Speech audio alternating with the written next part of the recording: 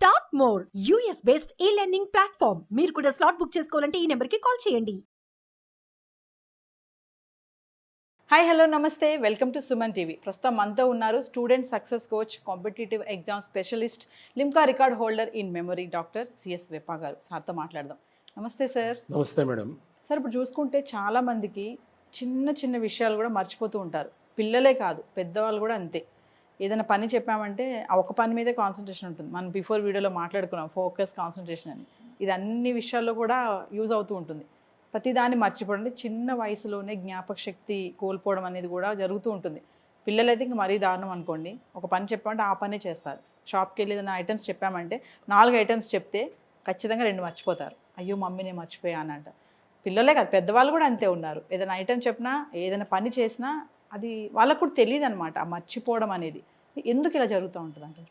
ఇది చాలామందికి ఉన్నటువంటి సమస్య. పెద్ద విషయాలు మర్చిపోతారు, చిన్న విషయాలు మర్చిపోతారు. ఇక్కడ మర్చిపోవడం అనేది కామన్. సో ఒక్కసారి మర్చిపోవడం అనేది అలవాటు అయిపోతే అది పెద్ద విషయం చిన్న విషయం అనేది వాళ్ళకు ఉన్నటువంటి ఆ వర్క్ యొక్క ఇంపార్టెన్స్ని బట్టి మనం పెద్ద చిన్న అని చెప్తున్నాం. సో సాధారణంగా మెమరీ ఎలా పనిచేస్తుందంటే 3 స్టేజ్ల్లో పనిచేస్తుంది. మనం ఎప్పుడైతే జ్ఞాపక శక్తి అంటామో ఇదంతా కూడా 3 స్టేజ్లు.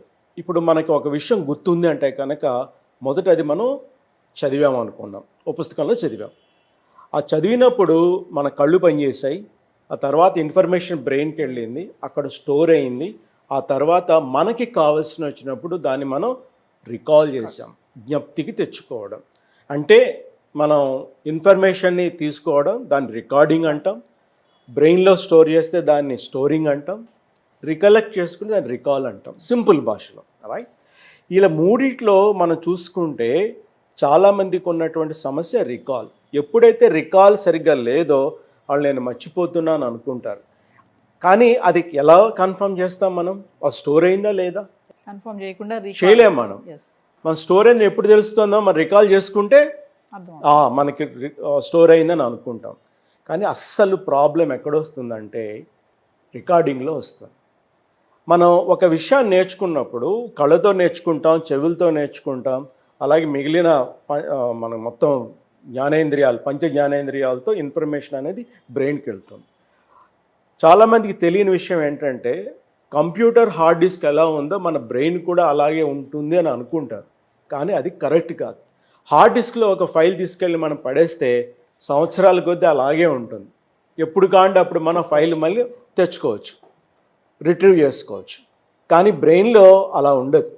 మీరు ఒక విషయం పడేస్తే అది మళ్ళీ రికాల్ చేసుకోవడానికి చాలా టైం పడుతుంది. అంటే చాలా ఫ్యాక్టర్స్ అనేవి ఇన్ఫ్లుయెన్స్ చేస్తాయి.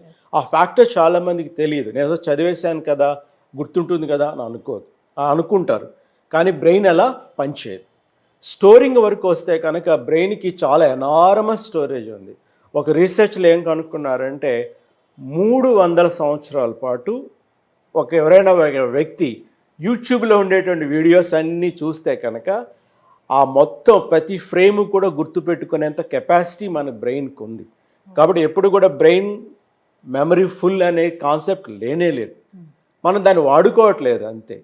సో ఇక రికార్డింగ్, స్టోరింగ్ 2 అయిపోయిన తర్వాత రెగ్యులర్గా మనం రికాల్ చేయకపోతే కనుక బ్రెయిన్ ఏమనుకుంటుంది, ఇన్ఫర్మేషన్ వీడికి అవసరం లేదు అని చెప్పి మెల్లిగా ఎక్కడో పడేస్తుంది.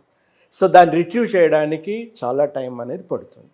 కాబట్టి మనం ఎప్పుడైనా సరే ఏదైనా విషయం గుర్తుపెట్టుకోవాలి, మళ్ళీ మనం ఇది వాడుకోబోతున్నాం అనుకుంటున్నప్పుడు రికార్డింగ్ అనేది చాలా ఎఫెక్టివ్గా ఉండేటట్టు చూసుకోవాలి.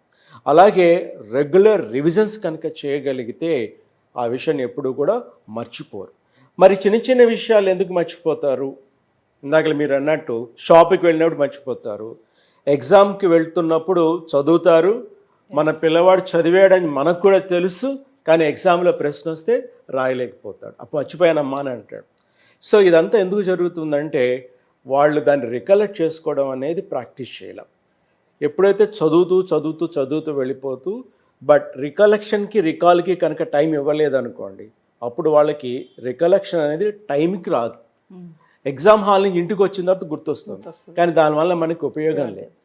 కాబట్టి మన పిల్లలకి చదువు పరంగా చూస్తే వాళ్ళకి రికార్డింగ్ అనేది ఎక్కువగా ఎఫెక్టివ్గా జరిగేటట్టు చూడాలి. అప్పుడప్పుడు వాళ్ళ చేత మనం రికాల్ కూడా చేయించాలి. అంటే ఈరోజు ఏం నేర్చుకున్నావమ్మా, అయితే ఈ వారం ఏం నేర్చుకున్నావు, ఓకే ఫలానా లెసన్ ఉందంటే దాని గురించి నాకు కొంచెం చెప్పు. అలా వాళ్ళ చేత మనం ఎక్స్ప్రెస్ చేయించామనుకోండి, అప్పుడు ఖచ్చితంగా వాళ్ళకి రికాలింగ్ ఎబిలిటీ అనేది ఈజీగా వస్తుంది, సరి అయిన టైంలో వస్తుంది. మనకు అది కావాల్సింది. సో ఇట్లా వాళ్ళు ఈ ప్రాబ్లం అనేది కొద్దిగా సాల్వ్ చేసుకోవచ్చు. ఇంకా షాపు వెళ్ళినప్పుడు లిస్టులో మర్చిపోయినప్పుడు అవన్నీ కూడా కొంచెం పరధ్యానం కింద లెక్క. అంటే చెప్తున్నప్పుడే వాళ్ళకి రికార్డు కాలేదు.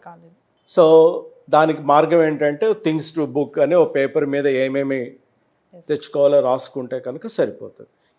ఇలాంటి లిస్టులు అన్నీ కూడా నేను కూడా even though I'm expert in memory list రాసుకుంటాను. మర్చిపోతానని కాదు, బట్ మనం we are answerable to someone. So list అన్లో అన్నీ కూడా మనం తెచ్చుకుంటే రాసుకుంటే ఇబ్బంది లేదు. ఈ లిస్ట్ నాకు భవిష్యత్తులో ఉపయోగపడింది నేను ఎందుకు గుర్తుపెట్టుకోవాలి? నా ప్రశ్న అది. So what can be return, paper మీద రాయగలిగింది మనం గుర్తుపెట్టుకోవాల్సిన అవసరం లేదు.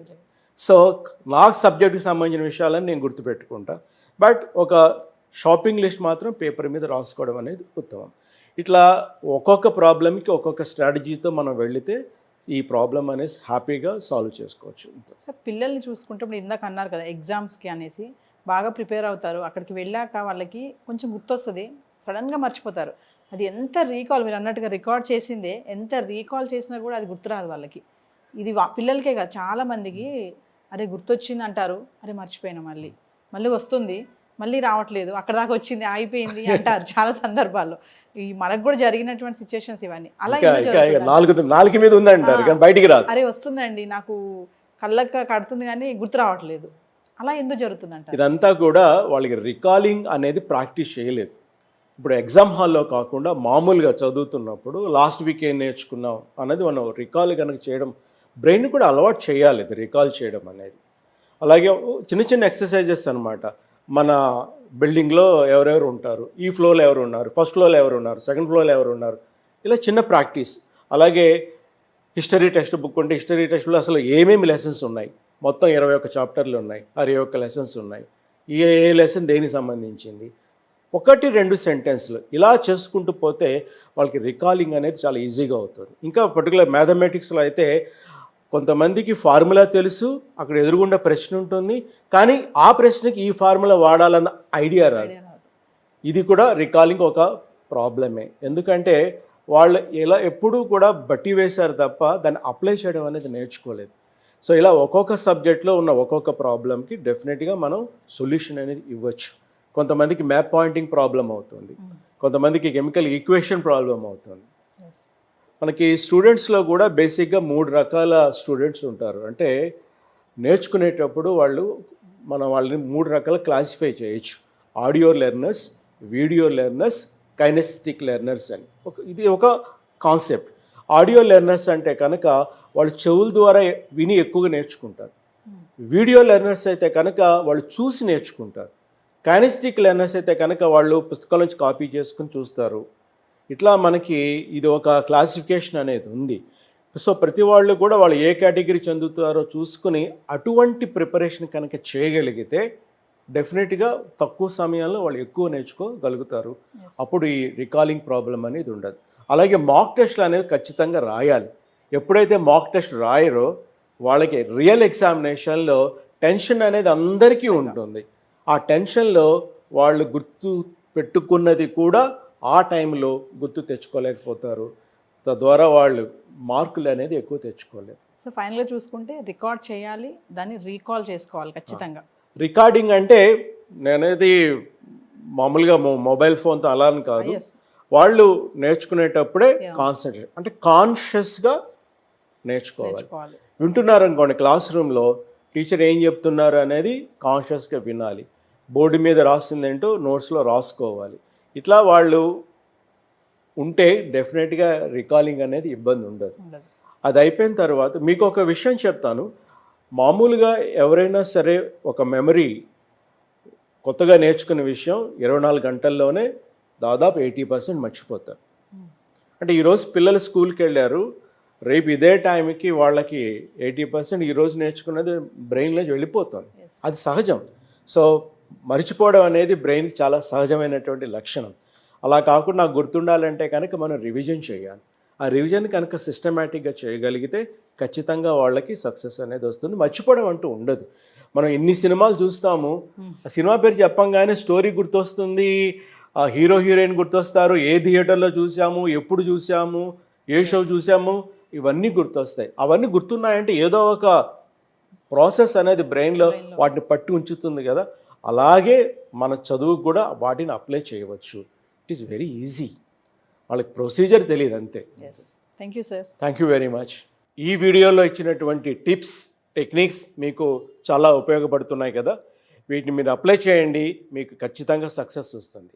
ఇంకా పెద్ద సక్సెస్ కావాలంటే మేము కండక్ట్ చేసేటువంటి ఆన్లైన్ లైవ్ వర్క్షాప్లో జాయిన్ కండి. ఇక్కడ మీకు కనిపిస్తున్నటువంటి నెంబర్కి మీరు ఫోన్ చేసి మిగతా వివరాలన్నీ కూడా తెలుసుకోవచ్చు. We wish you all the best. So viewers, మరి వీడియోస్ చూశారు కదా. మరి ఎవరికైతే ఇంట్రెస్ట్ ఉందో పేరెంట్స్ కానీ, పిల్లలు కానీ, టీచర్స్ కానీ, ఇంకా ఎంప్లాయీస్ కూడా, కొన్ని వీడియోలు మనం చేసాం కదా, అంటే పిల్లల్లో ఏకాగ్రత అనేది ఎలా ఉండాలి, ఫోకసింగ్, కాన్సన్ట్రేషన్ లెవెల్స్ అనేవి ఎలా ఉంటాయి, అటు స్పోర్ట్స్కి ఇటు స్టడీకి కాన్సన్ట్రేషన్ లెవెల్స్ ఎలా ఉండాలి.